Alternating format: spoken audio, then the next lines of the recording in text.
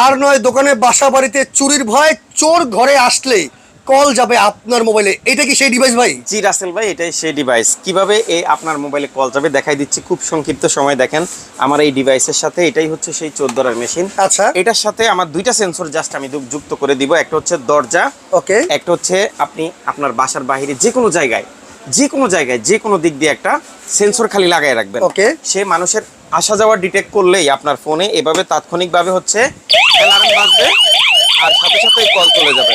সাথে সাথে দেখেন সাথে সাথে কিন্তু মোবাইলে কল চলে আসবে।